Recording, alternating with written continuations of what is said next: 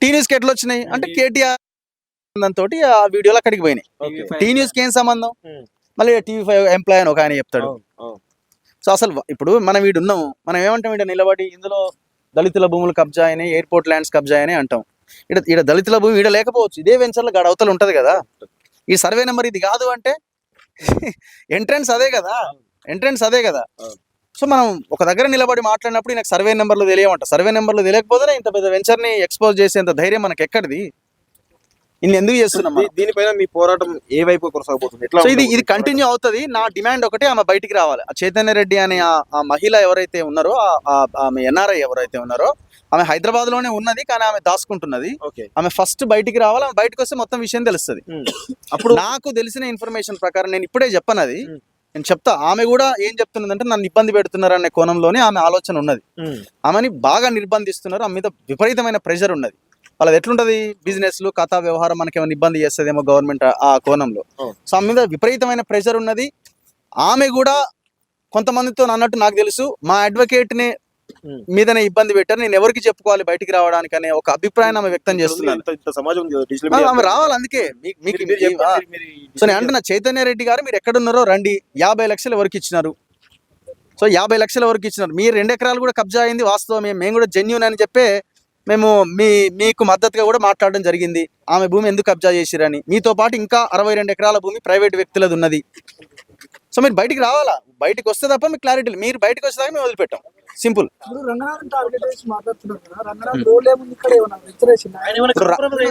రంగనాథ్ ఇప్పుడు నేను చూపించిన కదా, రంగనాథ్ 2 చెరువులు ఇందులో కబ్జా అయినాయి. ఇప్పుడు రంగనాథ్ ఆన్సర్ ఇవ్వాలి. రంగనాథ్ ఏమంటుండు, రెండు కేసులు పెట్టినావు హైడ్రా అంటున్నాడు. ఏడ పెట్టినావు కేసులు 2 హైడ్రా? నాకు తెలిసి హైడ్రా పోలీస్ స్టేషన్లో 0 FIR ఇంతవరకు. హైడ్రా పోలీస్ స్టేషన్ అని పెద్దగా ఉంటుంది కదా, మరి హైడ్రా పోలీస్ స్టేషన్ ఇంతవరకు ఎన్ని FIRలు అయినాయి? ఇన్ని కబ్జాలు మేము లెక్క తెలిసినాం, ఇంత భూమి కాపాడినాం అన్నారు కదా. మరి ఆ కబ్జాలు చేయడానికి సహకరించిన అధికారుల మీద ఎన్ని కేసులు పెట్టినారు?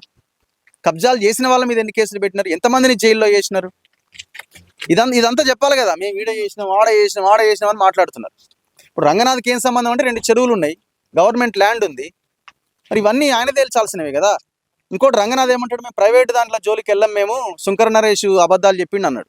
ఓకే, మరి ప్రైవేట్ వ్యక్తుల జోలికి వెళ్ళను నువ్వు, ఆమెను పిలిపించుకొని ఆమెతో మాట్లాడి కాన్ఫరెన్స్లు పెట్టి ఇదంతా ఎందుకు చేసినావు? FIR మీరు చూడండి, ఈ ఇష్యూని అండర్ ఎంక్వైరీ అని పెట్టిండు. మరి ప్రైవేట్ వ్యక్తుల భూమి నువ్వు ఎంక్వైరీ ఎట్లా చేస్తావు? ఆ కాన్ఫరెన్స్ లో మాట్లాడుతా, నేను రోడ్డు తీసేస్తా అవసరం అయితే, తప్పు ఉంటే అన్నాడు. మరి నువ్వు ఎట్లా తీస్తావు ప్రైవేట్ భూమి అయినప్పుడు? మీకు అవసరం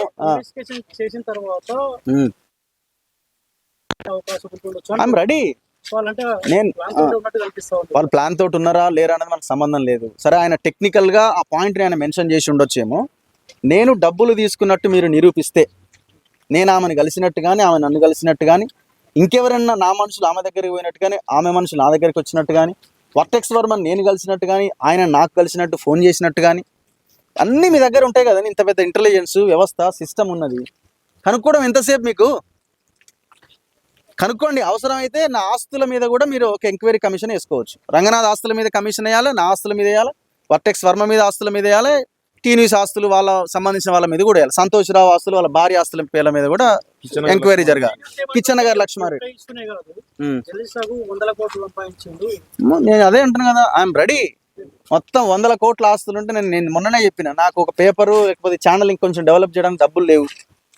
పెట్టిన ఛానలే ప్రజల దగ్గర నుంచి డబ్బులు తీసుకొని ఛానల్ నిర్మాణం చేయబడ్డది. ఒకవేళ మీరు నాకు దగ్గర 100 కోట్లు ఉన్నాయని మీరు డిసైడ్ అయిన దగ్గరికి పట్టుకొస్తే, నేను ఎంతో కొంత దాంట్లోంచి నాకు కావాల్సింది నేను అడుక్కుండా మిగతా మొత్తం మీరే తీసుకోండి, మీరే తీసుకోండి మొత్తం. సో ఎలాంటి ఇబ్బంది లేదు.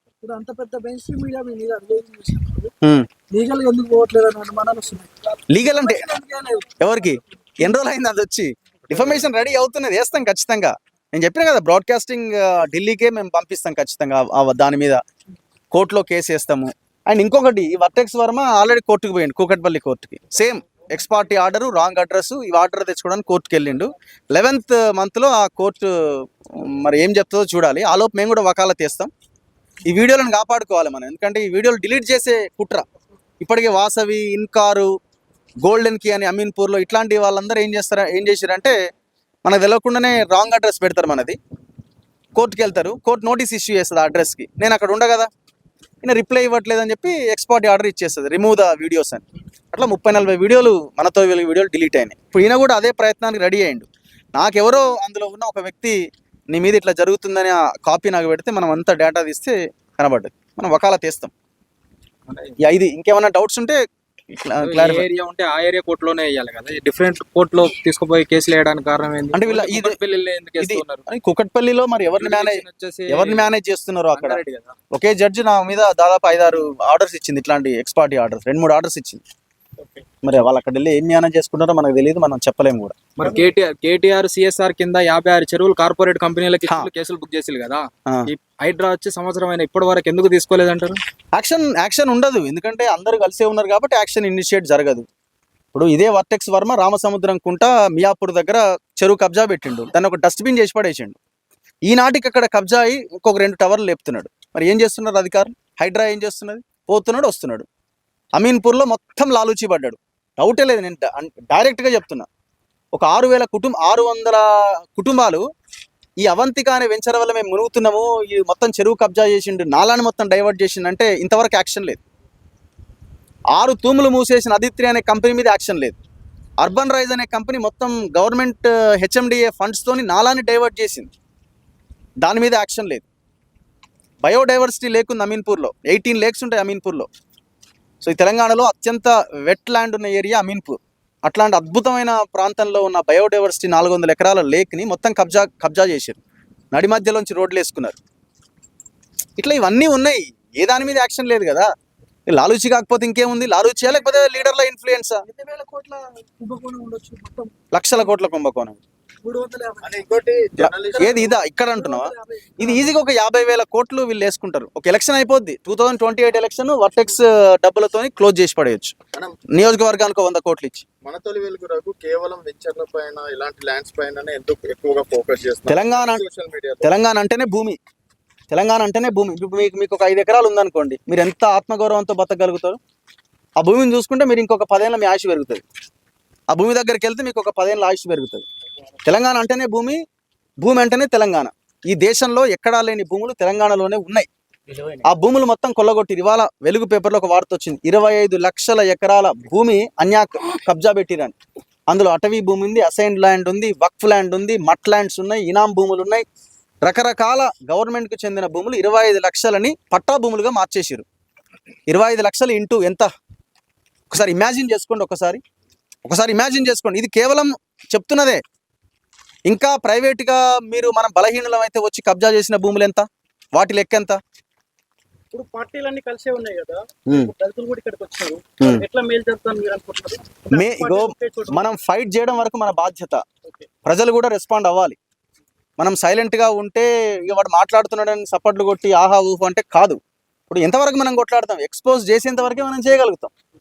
సో ప్రజలు కూడా చాలా బలంగా ప్రశ్నించాలి, ఇట్లాంటి దుర్మార్గులని, ఇట్లాంటి మాఫియాని ఎండగట్టాలి.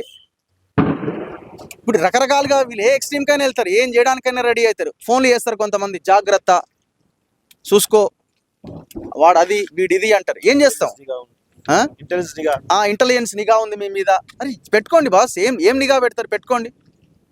ఏ ఒక్క ఇప్పుడు చాలా మంది అంటారు 100 కోట్లు సంపాదించిండేమో అదే. అరే తీసుకోండి భయ్, 100 కోట్లు ఉంటే ప్రశాంతంగా తీసుకోండి. ఐఎమ్ రెడీ ఇవ్వడానికి. ఆ 100 కోట్లు ఎక్కడున్నాయో.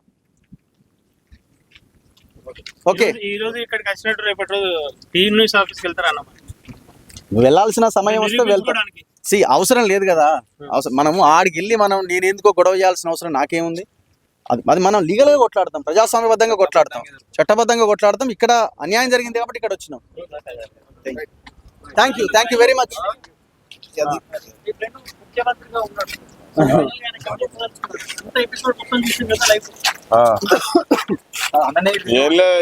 నమ్మి నాన్న వస్తే పుచ్చి బుర్రలు అయినట్టు జనమందరూ కూడా కేసీఆర్ పాలనతోని విముక్తి జరుగుతుంది. ఇప్పుడు ఇలా వాళ్ళ పేపర్లకు సంబంధించి చెప్పింది కదా, 25 లక్షల ఎకరాలు, దాంట్లో అటవీ భూమి దాదాపు 6 లక్షల ఎకరాల అటవీ భూమి ఉన్నది. పట్టా భూములు ధరణి కన్నా ముందు 1,30,00,000 ఎకరాలు ఉంటే ఇప్పుడు 1,55,00,000 ఎకరాలు, అంటే 25 లక్షల ఎకరాలు స్ట్రైట్ గా వాళ్ళే చూపిస్తారు కదా. అదంతా రేపు పొద్దుగా రేవంత్ రెడ్డి జనానికి చూపియాలి.